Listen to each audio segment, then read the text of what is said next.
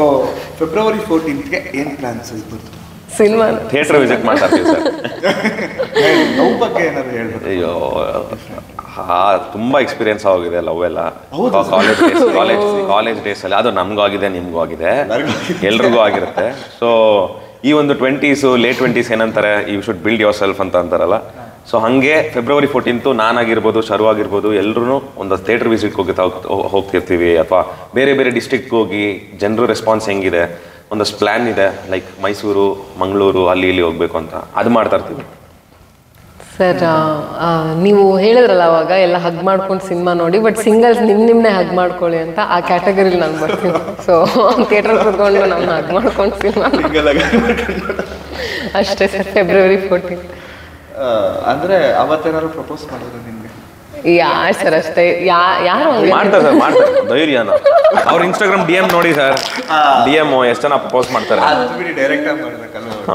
ಹ್ಞೂ sir, DM ಅಲ್ಲೆಲ್ಲ ಮಾಡಿದ್ದೆಲ್ಲ ಕನ್ಸಿಡರ್ ಯಾರು ಮಾಡ್ತಾರೆ?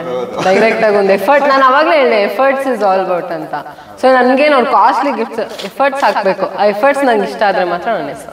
ಏನಿಲ್ಲ, ಅವ್ರ ಮನೆ ಸುಂಕದ ಕಟ್ಟೆ ಹತ್ರ ಒಂದು ಟೆಡಿ ಬೇರ್ ತಗೊಂಡು ಅವ್ರ ಮನೆ ಮುಂದೆ ಹೋಗಿ ಪ್ರಪೋಸ್ ಮಾಡಿ ಎಫರ್ಟ್ಸ್ ಅಂದ್ಬಿಟ್ಟು ಒಪ್ಕೊಬಿಡ್ತಾರೆ ಸರ್. ಏನು ನೋ ನೋ ನೋ ಅದೇ ಅವ್ನು ಜನರಲ್ ಹುಡುಗಿರಂತ ಹೇಳ್ದ ಅವನು. ಹಾ ಅಷ್ಟೇ, ನಂಗೇನು ಟೆಡಿ ಬೇರ್ ಈಗೆಲ್ಲ ಟೆಡಿ ಬೇರ್ ಅಲ್ವಾ? ಟೆಡಿ ಬೇರ್ಗೆಲ್ಲ ಯಾರೆಲ್ಲ ಬೀಳಲ್ಲ, BMW ಆಡಿ ಇರ್ಬೇಕು. ಓ ಪ್ಲೀಸ್, ಇದೆ ದಿಸ್ ಇಸ್ ಅ ಜಡ್ಜ್ಮೆಂಟ್. ಯಾವ BMW ಬೇಡ, ಯಾವ ಬೇಡ ಅಷ್ಟೇ. ಹಾ, ಒಳ್ಳೆ ಮನ್ಸಿರ್ಬೇಕು, ಜೆನ್ಯೂನ್ ಆಗಿ ಕೇಳಬೇಕು ಅಲ್ವಾ ಸರ್? ಹೌದು, ಕೇಳ್ರಪ್ಪ ಕೇಳಿ. ಸೊ ಫೈನಲಿ ನಿಮ್ಗೆ ಯಾವ ತರ ಇಷ್ಟ? ಲವ್ ಬಗ್ಗೆನೇ ಕೇಳ್ಬೇಕಲ್ವಾ ಸಿನಿಮಾ? ಯಾವ ಥರ ಹುಡುಗ ಇಷ್ಟ?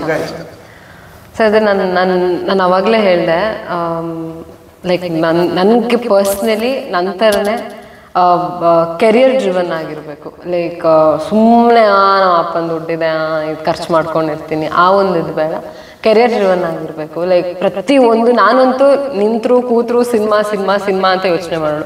ಪ್ರಾಬಬ್ಲಿ ನನ್ನ ಹುಡ್ಗಂಗೆ ಸಿನಿಮಾ ಇಂಟ್ರೆಸ್ಟ್ ಇಲ್ಲ ಅಂದರೆ 100% ಅದು ಮ್ಯಾಚ್ ಆಗಲ್ಲ. ಅವನಿಗೂ ಸಿನಿಮಾ ಇಂಟ್ರೆಸ್ಟ್ 100% ಇರ್ಬೇಕು, ಅವಾಗ ವೈಬ್ ಆಗುತ್ತೆ. ಕನ್ನಡದವನಾಗಿರ್ಬೇಕು, ಯಾಕಂದರೆ ನನಗೆ ಲ್ಯಾಂಗ್ವೇಜ್ ಪ್ರಾಬ್ಲಮ್ ಆಗ್ಬಾರ್ದು, ನಾನು ಕನ್ನಡದಲ್ಲೇ ಮಾತಾಡೋದು. ಇಲ್ಲ ಸರ್, ನೀವು ಏನಾರ ಒಂದು ನನಗೆ ಫಸ್ಟ್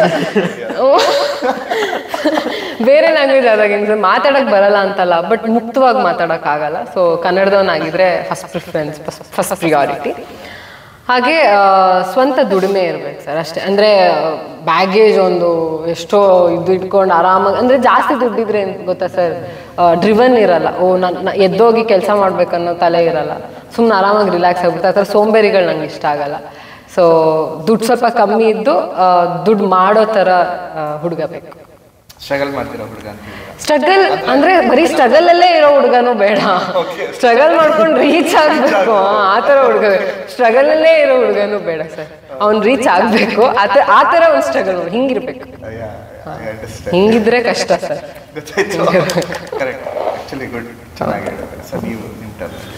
ಸೊ ಈಗಿನ ಕಾಲದ ಹುಡುಗಿರು ಅಂತಂದರೆ ಅಫ್ಕೋರ್ಸ್ ಅವ್ರು ಇಂಡಿಪೆಂಡೆಂಟ್ ಆಗಿರ್ತಾರೆ. ನಮ್ಮ ತಾಯಿ ಅವ್ರ ಥರ ಅವರೆಲ್ಲ ಹೌಸ್ ವೈಫ್ ಆಗೇ ಇದ್ರು, ಹೌಸ್ ವೈಫ್ ಆಗೇ ಇದ್ದಾರೆ, ಇನ್ನೂ ಆ ಥರ ಎಕ್ಸ್ಪೆಕ್ಟ್ ಮಾಡೋಕ್ಕಾಗಲ್ಲ.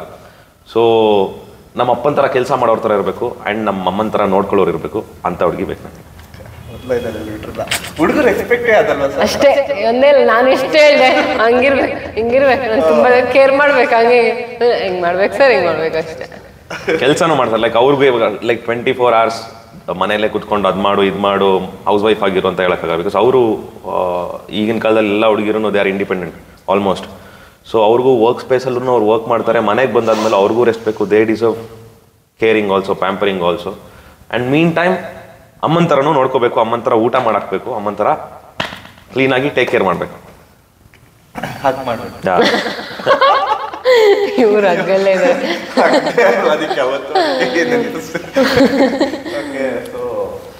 ಇನ್ನೇನು ಸಿನಿಮಾ ಫೆಬ್ರವರಿ 9th ರಿಲೀಸ್ ಆಗ್ತಾ ಇದೆ, ನಗುವಿನ ಹೂಗಳ ಮೇಲೆ. ಸೊ ಫೈನಲಿ ಲವರ್ಸ್ಗೆ, ಸಿಂಗಲ್ಸ್ಗೆ ಅಂಡ್ ಫ್ಯಾಮಿಲೀಸ್ಗೆ, ಕನ್ನಡ ಪ್ರೇಕ್ಷಕರಿಗೆ ಏನು ಹೇಳಕ್ಕೆ ಇಷ್ಟಪಡ್ತೀರಾ? ಅದೇ ಸಿನಿಮಾ ಥಿಯೇಟರ್ ಎಕ್ಸ್ಪೀರಿಯನ್ಸಸ್ ಯಾವತ್ತೂ ಅದು ಯಾವುದೂ ಚೇಂಜ್ ಮಾಡೋಕ್ಕಾಗಲ್ಲ ಅಥವಾ ರೀಪ್ಲೇಸ್ ಮಾಡೋಕ್ಕಾಗಲ್ಲ ಅದನ್ನು. ಸೊ ನಿಮ್ಮ ಲವ್ವರ್ಸ್ ಅಂತಾನೆ ಅಲ್ಲ, ನಿಮ್ಮ ಪೇರೆಂಟ್ಸ್ ಜೊತೆನೂ ಡೆಫಿನೆಟ್ಲಿ ನೋಡ್ಬೋದು. ಯಾಕಂದರೆ ಒಂದು ಅಪ್ಪ ಮಗಳು ಎಮೋಷನ್ಸ್ ಇದೆ.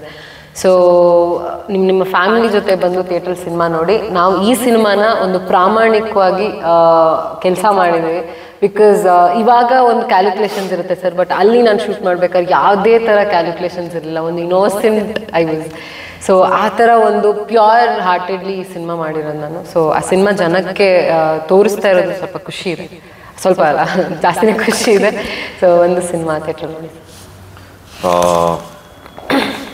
ನಾನು ಹೇಳೋದೇನು ಅಂದರೆ OTT ಇವಾಗ ಥಿಯೇಟರ್ನ ಟೇಕ್ ಓವರ್ ಮಾಡ್ತಾ ಇದೆ. ಆ್ಯಂಡ್ ಥಿಯೇಟರ್ ಎಕ್ಸ್ಪೀರಿಯನ್ಸು ನೀವು ಮನೆಯಲ್ಲಿ ಟಿ ವಿಲಿ ಎಂಥ ದೊಡ್ಡ ಸ್ಕ್ರೀನಲ್ಲಿ ನೋಡಿದ್ರೂ ಆ ಒಂದು ಥಿಯೇಟರ್ ಎಕ್ಸ್ಪೀರಿಯನ್ಸ್ ಬರಲ್ಲ. ಕನ್ನಡ ಸಿನಿಮಾ ಥಿಯೇಟ್ರಿಗೆ ಬಂದು ನೋಡಿ. OTTಲಿ ಬರುತ್ತೆ ಅಂತ ಕಾದು OTTಲಿ ನೋಡೋಣ ಅಂದ್ಕೊಂಡು ಆ ಮೈಂಡ್ ಸೆಟ್ ಬೇಡ. ಆ್ಯಂಡ್ ಎಲ್ಲರಿಗೂ ಇಷ್ಟ ಆಗೋ ಸಿನಿಮಾ. ಒಂದು ಫ್ರೆಂಡ್ಶಿಪ್ ಇದೆ, ಪೇರೆಂಟ್ಸ್ ಲವ್ ಇದೆ, ಆ್ಯಂಡ್ ಒಂದು ಹುಡುಗ ಹುಡುಗಿ ಲಾಯಲ್ಟಿ ಲವ್ ಬಗ್ಗೆ ಇದೆ. ಥಿಯೇಟ್ರಿಗೆ ಬಂದು ಕನ್ನಡ ಸಿನಿಮಾ ನೋಡಿ. And stop piracy. Thank you. Thank you.